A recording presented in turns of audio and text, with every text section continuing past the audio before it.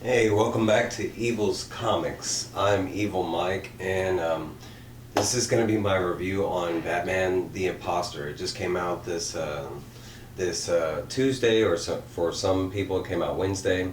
This is going to be the first time I'm going to try and do this because, all truth be told, I did not physically buy this comic. I was fortunate that someone let me borrow one of their online subscription passes, and I was able to read the comic like that. Um, I've been reading a lot of comics, but digital, just so I can stay up on everything. If you know my present situation, I haven't had the funds to buy any comics, but I have been reading them, and I know it sucks because I love reading and reviewing, and I feel like people watching my channel right now are like missing out on my thoughts on these reviews.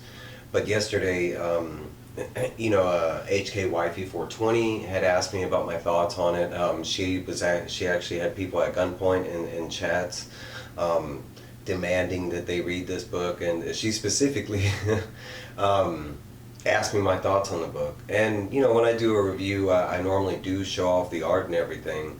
Um, But I mean, in all actuality, I'm just talking about the book, right? It's really just my thoughts. I didn't want to do this. I do like showing off the art and having the physical book. And this was kind of like a struggle. I don't know why, but I didn't want to do a review on the digital because you couldn't see what I was talking about or something like that. But not just Sheena, but I had I think 4 or 5 people asked me my thoughts on this book.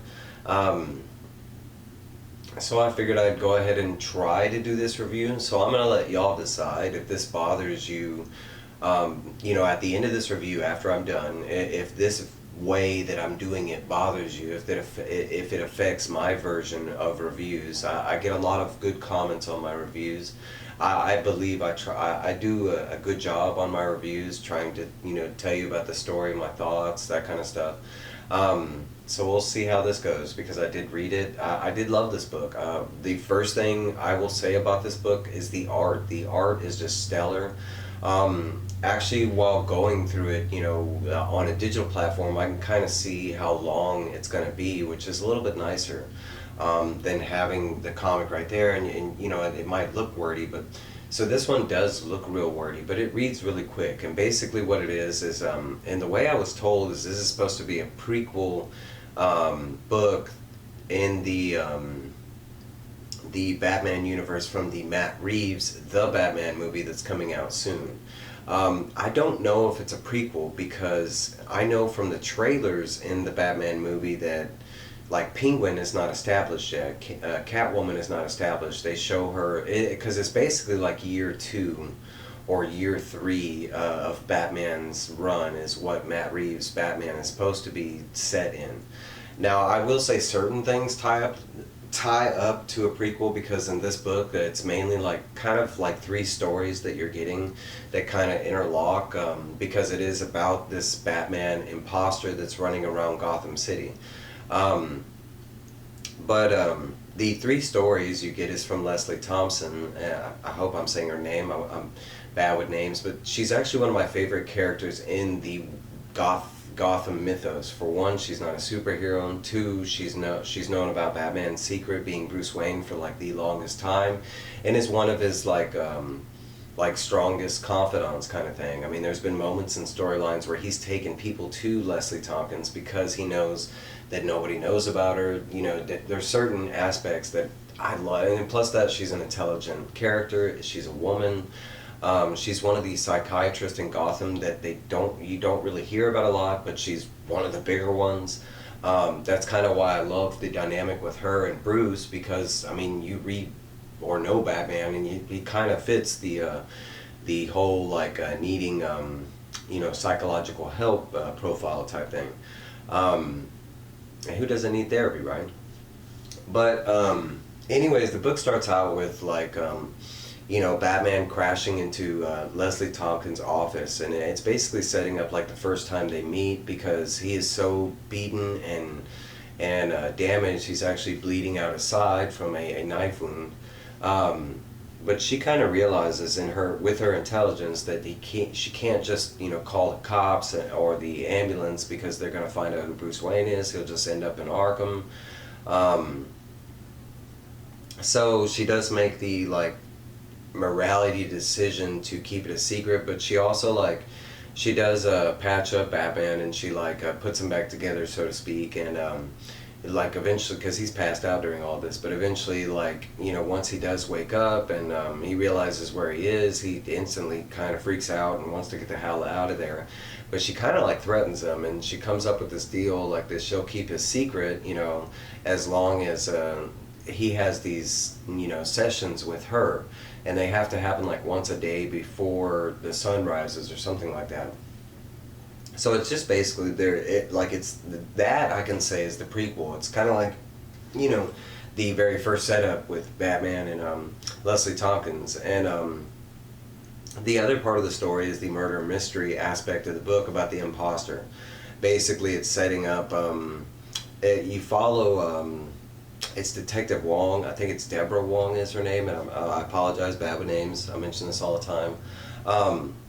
But you follow Detective Wong, and she is on an ongoing investigation, about Batman, right? And in the book, she's getting called to this Wesker building, which is a huge wealthy family in Gotham, and as she's doing the investigation at the Wesker building, the reason that they called her there is because they found a whole bunch of zip lines at the top of their massive skyscraper building, and them thinking that the zip lines belong to Batman.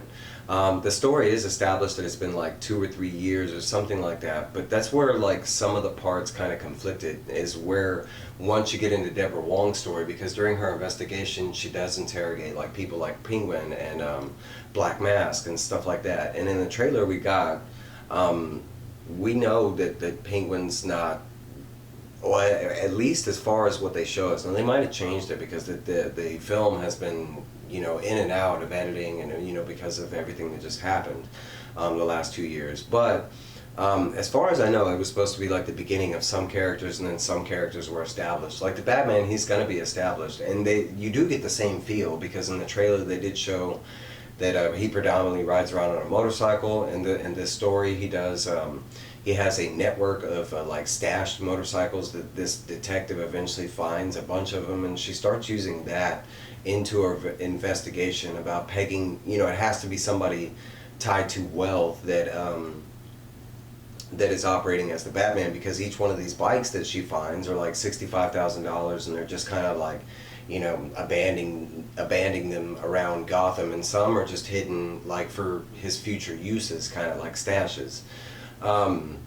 During the investigation, the book does paint one of the newest, freshest ideas that I've heard in a long time, but it kind of paints a different picture about Batman, and from the detective side, it's always oh, he's either a criminal, or he's he's some crazy guy or something like that, or he truly is a hero trying to do good, right? We've heard all that. That's old, 80 years, right?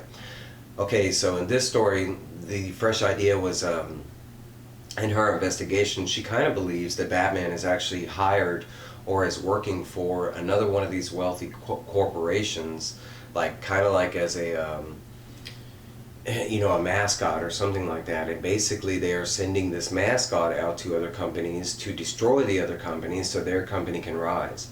And that's kind of her going thesis on what the Batman is. And I've never heard anything like that before, in the detective side of it. That all of her kind of branches led to her thinking that it was some kind of corporate espionage, was what the Batman was actually created by a company and is funded by a company, and there's a company agenda as far as where he strikes, where he shows up. I thought that was very interesting and fresh. And I mean, if you think about it overall, me being a big Batman fan, it kind of fits in. I mean, it's not, if somebody would have painted that picture a long time ago, I would have been like, yeah, that kind of makes sense. I could see that being a thing. I mean, it's happened in other comics, so why not? Especially I can think of Green Goblin that's done that a bunch. Okay, so it, as far as her story is concerned, that's where her regular investigation is. It goes, you know, her way of thinking and everything, and eventually it gets a part in the story where we do get the like the first murder, like, you know, scene or everything. She's called back to the precinct. They have some tapes of Batman officially, like he has some like three guys at the top of a skyscraper, and he has them kidnapped, and you know, they are tied up, and basically he kneels them down and he kicks them off the skyscraper one by one, and killing all three of them. He kind of faces the camera and smiles for the camera and then takes off in Batman fashion, and that's what's on the videotape that all the detectives and now they're bringing in homicide detectives because they believe that Batman is a murderer.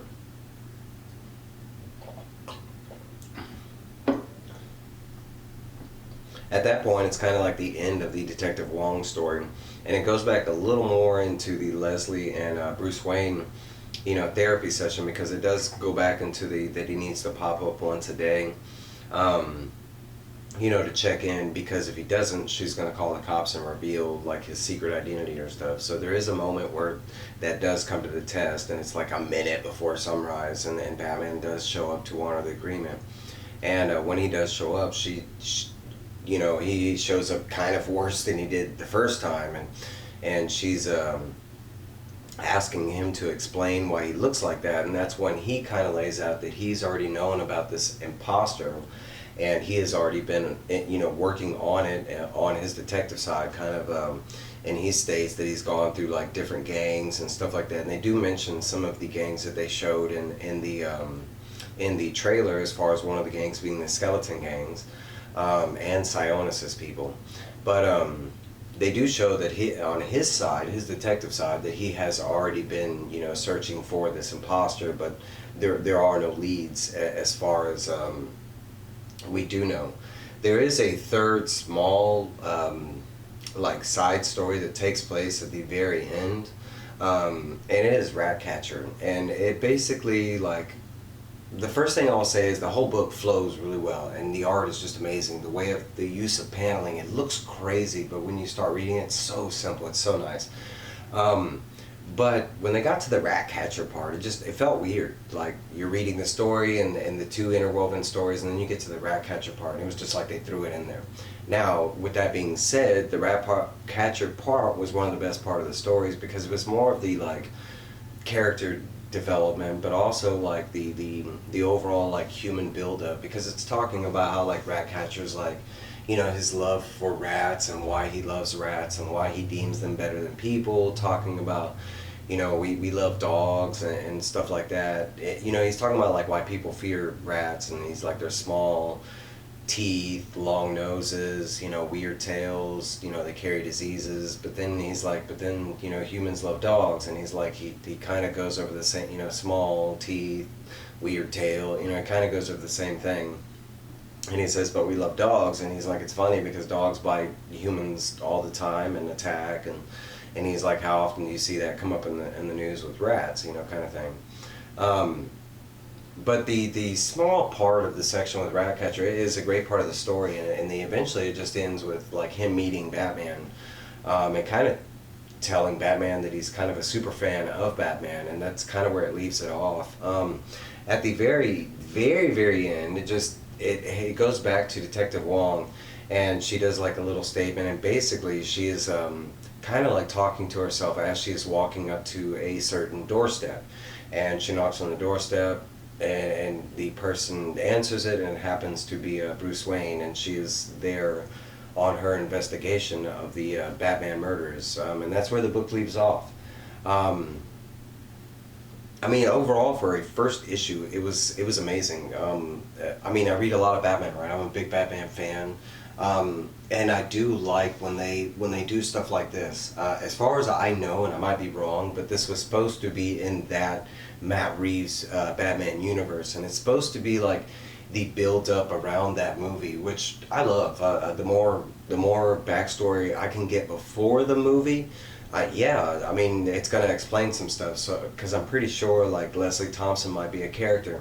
There's some things about that they mention about, you know, one of the reasons I think it's not a prequel is because in this they mention they mention Gordon. They don't say commissioner, but they just mention Gordon and his misdealings with Batman, and his love for like a certain Cape Crusader, which tells me that like they've already done the whole, you know, bat signal on top of Gotham. That, you know, Batman was associated with the police, and something bad happened, and you know, Batman gets painted as that villain.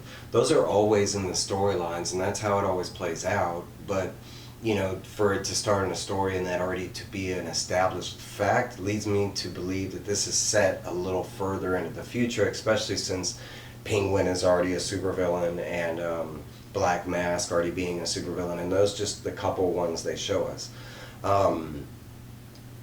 But I mean, besides the little confusing fact on where it fits into that universe, because that doesn't really bother me at all. I do love when I'm reading a book and I am trying to figure out like where it does fit in. Sometimes that could be like a maddening thing, but in this sense, it was actually kind of fun. Because like the clues, like the little Gordon drop is literally like one line in the book, and if you skimmed over it, you would miss it. But they do specifically talk about the bat light on top of you know, the police headquarters.